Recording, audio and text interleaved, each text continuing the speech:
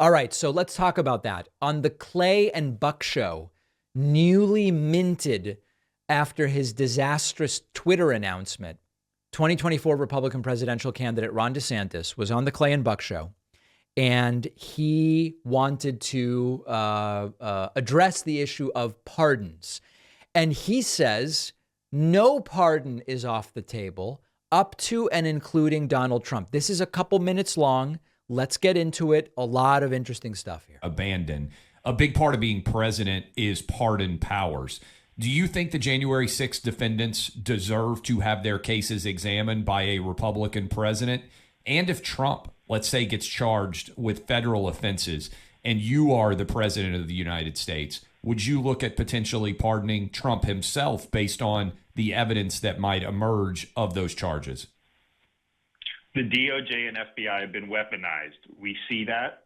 We see it in a variety of contexts, some of which you mentioned. Some of it is the FBI going after parents going to school board meetings. Some of it's how they treat a pro-life demonstrator, how they don't go after people that are attacking pro-lifers. And so what I'm going to do is on day one, I will have folks that will get together and look at all these cases who people are victims of weaponization or political targeting, and we will be aggressive at issuing pardons. Now, some of these cases, some people may have a technical violation of the law, but if there are three other people who did the same thing, but just in a context like BLM, and they don't get prosecuted at all, that is uneven application of justice. And so understand the framing here, and then he'll get to the Trump part. The framing here is we need law and order, but we can't allow people of different political stripes, one to be prosecuted and the other not. Like if you go after a January 6th rioter, but not a BLM person, if they did the same thing, they should both be prosecuted.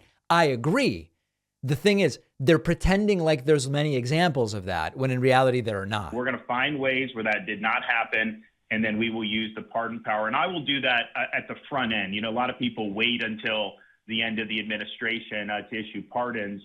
We're going to find examples where government's been weaponized against disfavored groups, and we will apply relief as appropriate. But it will be done on a case-by-case basis, because I think you got to make sure that because there's a whole bunch of cases that don't necessarily get headlines. But if people are being treated just because they don't get on TV or something, they're being treated disfavorably. They need to have a fair hearing as well.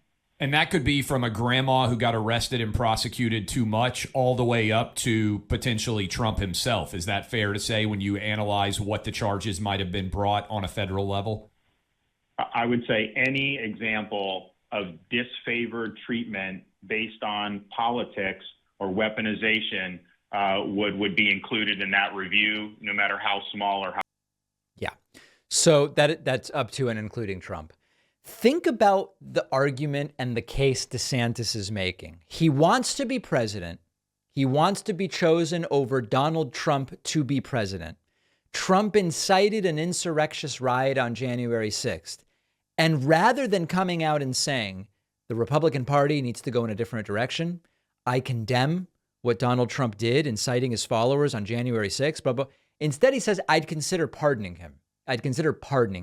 Now, let's put aside the political calculation. The political calculation, I've told you before, is he being DeSantis wants to find some path to appeal to the people currently supporting Trump so that they might vote for him. And his calculation is, if I condemn Trump's role in the riots and the attempted coup, I'm getting rid of all the potential MAGA support. So DeSantis has made the calculation that he's not going to do that.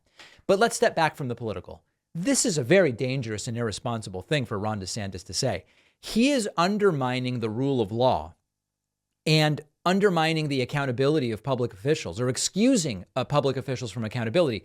Trump is facing multiple investigations, including for his role inciting the January 6th riot, his business dealings, classified information handling. Pardoning Trump would send the message that he's above the law and his actions don't have consequences. And it will only embolden the extremist elements of the base who participated in the riots or who supported them or thought that they were a good thing. DeSantis said he would also consider pardoning rioters themselves, saying, well, some of them it was a technical violation of the law. We call those violations of the law. And when you say, well, It was a technical violation, but it deserves a pardon. You're either saying they were justified actions or that they were trivial actions. And all that will do is encourage more violence and encourage the potential for another insurrection. And it will also, by the way, just deepen the polarization and the division in the country. DeSantis talks about, oh, I would become a uniter or whatever.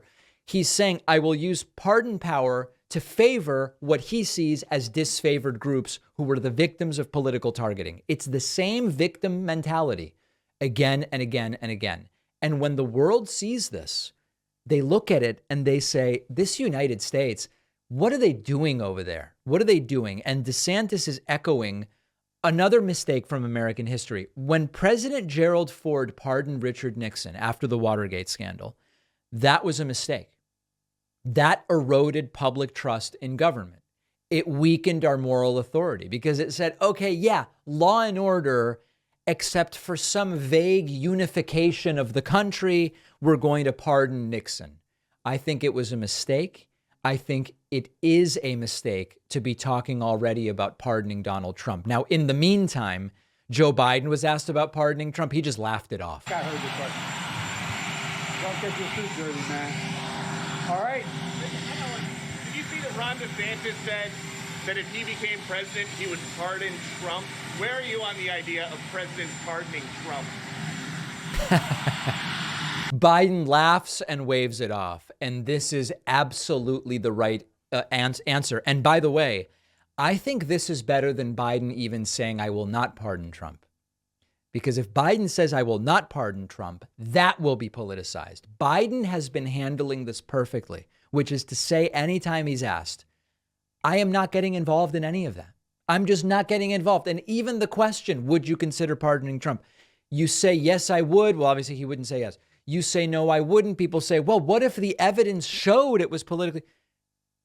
Walking away, laughing and waving it off is the right answer. Biden should have nothing to do with the prosecution of Trump. And I love that he is staying out of it.